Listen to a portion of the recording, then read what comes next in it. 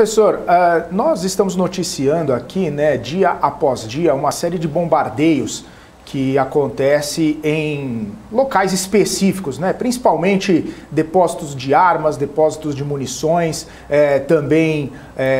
estações ferroviárias, aeroportos. E estamos falando de uma estratégia de algumas semanas da Rússia de acabar minando tanto o poderio bélico da Ucrânia quanto o poderio logístico, até mesmo para poder fazer algum tipo de saída, de refúgio das tropas, dos soldados, como chegada de equipamentos. Queria saber sua opinião sobre essa estratégia russa, justamente para enfraquecer o poder logístico da Ucrânia, e quais são as consequências disso, visto que nós temos visto o Ocidente e outros países também aliados da Ucrânia fornecendo, ou pelo menos prometendo, fornecer equipamentos, armas, tanques, enfim. Como esses bombardeios específicos da Rússia acabam impactando nesse apoio do Ocidente para a Ucrânia na guerra? Bom, Felipe, vamos analisar isso em duas frentes. Numa primeira frente, a questão propriamente de relações internacionais, de estratégia, né, e uma outra frente em relação ao direito internacional. No que diz respeito a essa frente de estratégia, de relações internacionais, né, isso mostra que Moscou acabou mudando, né, a sua visão em relação ao conflito, né? Então, de um conflito organizado para desarticular o país como um todo, derrubar um governo e substituir por um governo simpático a Moscou, né, garantindo, assim, compromissos políticos de não adesão à OTAN, né, de eventualmente até não entrada na União Europeia, né, e participação, por exemplo, na União Monetária da Eurásia, né, que é uma espécie de uma imitação de menor qualidade por parte de Moscou, né, em relação à União Europeia. Isto que se colocava como objetivo em um primeiro momento se mostrou inviável, né? E agora o que Moscou busca fazer é, além de garantir um certo controle, né, das repúblicas recém-independentes, na visão de Moscou, de Donetsk e Luhansk, um maior acesso ao mar, né? E com certeza trazendo ali mais consequências econômicas e militares para a Ucrânia, né? O que mantém a capacidade de resistência da Ucrânia, além dos esforços da sua população, além dos esforços militares das Forças Armadas ucranianas, é, sem dúvida, como você mencionou, a manutenção de uma cadeia de suprimento e de apoio por parte de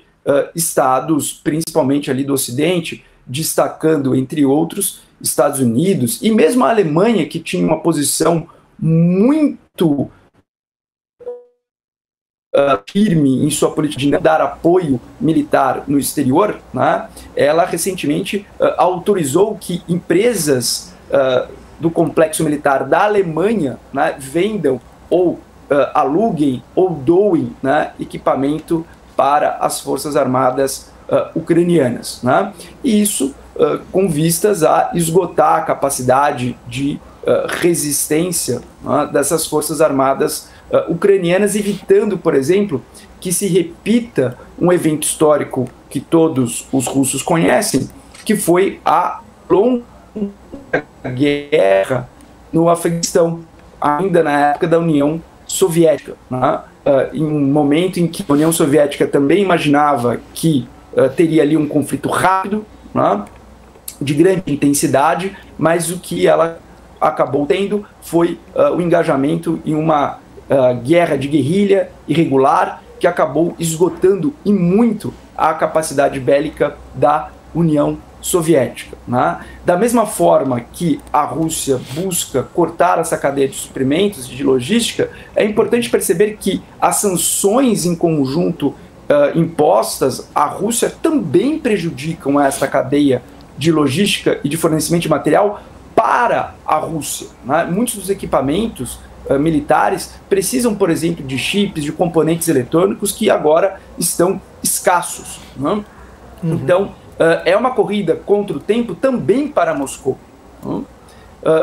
Na frente do direito internacional, né, nós falamos do direito internacional humanitário, ou seja, o direito internacional que se aplica em situações de conflitos armados, especificamente aqui um conflito armado internacional, né? E há de se analisar se eventualmente, né, a Rússia, né, não cometeu ali crimes de guerra, e até onde sabemos, certamente ela cometeu crimes de guerra, né? E nesse sentido nós temos aqui a atuação muito importante do Comitê Internacional da Cruz Vermelha, mas também, né, daquelas pessoas que estão na Ucrânia documentando, né, os ataques. Quando falamos de ataques a instalações militares, né, isso em certa medida é permitido e, claro, e aceito num contexto de um conflito armado, né? O problema é quando há, por exemplo, ataques a instalações civis e, com certeza, quando há a morte de população civil, que inclusive é um dos temas que Guterres com certeza trará para a mesa de negociação, alguma abertura de um corredor humanitário, né, frentes para que as pessoas em deslocamento interno ou eventualmente até para deslocamento para outros países na qualidade de refugiados, para que isso possa acontecer da melhor maneira possível e sem ameaçar a integridade física e a vida, né, dessa população civil que está ali à mercê deste conflito.